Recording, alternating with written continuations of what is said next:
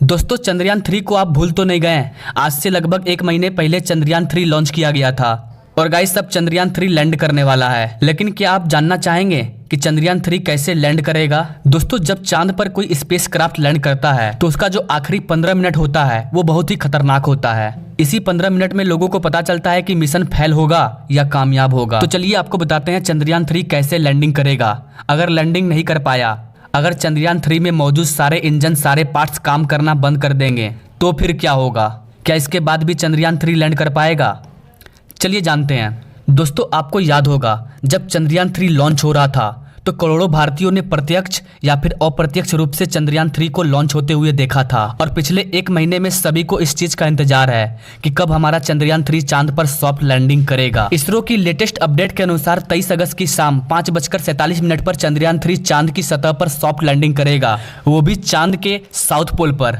जी हाँ गाइस, और जैसा कि मैंने आपको बताया कि लैंडिंग के पहले का जो 15 मिनट है वो बहुत ही खतरनाक होता है और इसको हम 15 मिनट्स ऑफ टेरर भी कहते हैं। यहाँ तक कि इसरो के प्रमुख ने भी आखिरी 15 मिनट को आतंक का 15 मिनट कहा है, क्योंकि तब लैंडर को अपने इंजन को सही समय पर सही ऊंचाई पर फायर करना होता है। इसके अलावा सही मात्रा में ईंधन का उपयोग करना भी होता है और चांद की सतह पर सटीक स्कैन करना पड़ता है। चांद पर मौजूद छोटे बड़े गड्ढों से बचना पड़ता है और ये सारा काम इसरो के वैज्ञानिक नहीं करते हैं, बल्कि उन्होंने चंद्रयान 3 में जो कंप्यूटर लगाया है वो सारा ये काम करेगा। वैज्ञानिक इस प्रक्रिया में चाहकर भी कुछ नहीं कर सकते और अगर इन्होंने इसे कंट्रोल करने की कोशिश की तो पूरा मिशन फेल हो सकता है, जैसे कि चंद्रयान 2 में हुआ था। यानी कि लैंडिंग से 15 मिनट के पहले का जो समय है उसी टाइम में चंद्रयान 2 भी फेल हुआ था और चंद्रयान 3 की फेल होने की चांसेस भी इसी 15 मिनट में है। चंद्रयान 3 अगर ये 15 मिनट पास कर जाता है तो समझिए चंद्रयान 3 चांद की सतह पर लैंड कर गया। तो आइए अब आपको बताते हैं कि इस 15 मिनट में आखिर ऐसा क्या होगा जो 140 करोड़ देशवासियों के हार्ट बीट को बढ़ा देगा।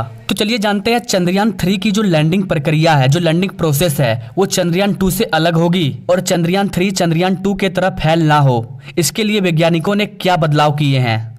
आइए आपको इन बड़े बदलाव के बारे में बताते हैं। दोस्तों जैसा कि आपको पता होगा कि 17 अगस्त को चंद्रयान 3 का प्रोपल्शन मॉड्यूल और लैंडर मॉड्यूल एक दूसरे से अलग हो चुके हैं। जब ये अलग हुए तो ये चांद के 100 × 100 किलोमीटर के ऑर्बिट में चक्कर लगा रहे थे और अलग होने के बाद भी प्रोपल्शन मॉड्यूल इसी 100 किलोमीटर की ऑर्बिट में चक्कर लगाता रहेगा, क्योंकि इसका काम यही है, ऑर्बिटर में चक्कर लगाना। चंद्रयान 2 का प्रोपल्शन मॉड्यूल भी इसी तरह चांद के ऑर्बिट में चक्कर लगा रहा है। चंद्रयान 2 का जो लैंडर था सिर्फ वो फेल हुआ था, ना कि उसका ऑर्बिट अभी भी सही है और चक्कर लगा रहा है। प्रोपल्शन मॉड्यूल से अलग होने के बाद लैंडर मॉड्यूल चांद की ओर आगे बढ़ेगा। इसके बाद 18 और 20 अगस्त को डी ऑर्बिटिंग होगी, यानी कि चांद के ऑर्बिट की दूरी कम की जाएगी।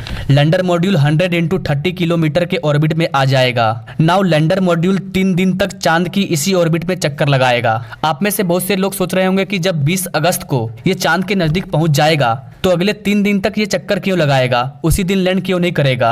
अगर ये ऐसा करता तो हम रूस से जीत जाते हैं। तो गाइस आपको बता दें कि ऐसा नहीं हो सकता है, क्योंकि 20 अगस्त को लैंडर मॉड्यूल जब चांद के पास पहुंचेगा तो उस समय चांद पर रात होगी और चंद्रयान 3 को रात में काम करने के लिए डिजाइन नहीं किया गया है। चंद्रयान 3 सूरज की रोशनी में दिन में वर्क करेगा, इसलिए लैंडर मॉड्यूल 23 अगस्त तक चक्कर लगाता रहेगा और 23 अगस्त की शाम 5:32 में शुरू होगी लैंडिंग प्रक्रिया, जिसे हम 15 मिनट्स ऑफ टेरर कह रहे हैं। नाउ इस टाइम लैंडर मॉड्यूल चांद की सतह से 100 किलोमीटर की एल्टीट्यूड पर होगा। इस समय इसकी जो स्पीड होगी वो 6000 किलोमीटर प्रति घंटा होगी। इसके बाद ये चांद से सिर्फ 30 किलोमीटर की एल्टीट्यूड पर आएगा। इसके बाद लैंडर मॉड्यूल के दोनों थ्रस्टर इंजन शुरू होंगे। अगर ये दोनों इंजन काम करना बंद कर दें या फेल हो जाएं तो क्या चंद्रयान 3 लैंड कर पाएगा? तो आपको बता दें कि बैकअप के लिए 2 और इंजन एक्स्ट्रा लगाए गए हैं। इसके लैंडिंग के लिए थ्रस्टर इसलिए लगाए गए हैं क्योंकि ये पावर ब्रेकिंग चरण है, यानी इन थ्रस्टर की मदद से लैंडर मॉड्यूल की जो स्पीड है उसे और भी ज्यादा कम कर दिया जाएगा। ये थ्रस्टर लैंडर मॉड्यूल की स्पीड को 6000 किलोमीटर प्रति घंटा से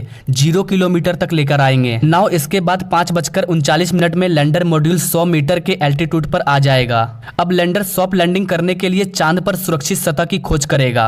आपको बता दें कि लेजर में डॉपलर वेलोसिटी मीटर नाम का यंत्र लगा है जो सॉफ्ट लैंडिंग के लिए सॉफ्ट सरफेस का पहचान करेगा। इसके बाद ऑनबोर्ड कंप्यूटर ये तय करेगा कि कौन सा इंजन किस समय कितने देर के लिए ऑन किया जाएगा। शायद आपको पता हो कि चंद्रयान 3 की लैंडिंग के लिए इसरो के वैज्ञानिकों ने 2 जगह को चुना है। अगर एक जगह पर लैंडिंग नहीं हो पाया तो दूसरे जगह पर लैंडिंग करवाई जाएगी। जैसे ही लैंडर मॉड्यूल में लगे सेंसर को पता चलेगा कि सब कुछ ओके है तो धीरे धीरे चंद्रयान 3 चांद की सतह पर उतरना शुरू कर देगा।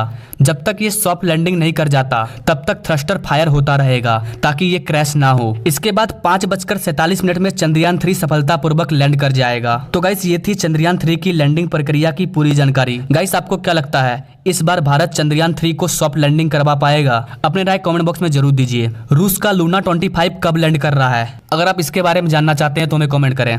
और गाइस वीडियो पसंद आया तो इसे अपने दोस्तों तक जरूर शेयर करें। मिलते हैं नेक्स्ट वीडियो में एक नई जानकारी के साथ, तब तक के लिए जय हिंद।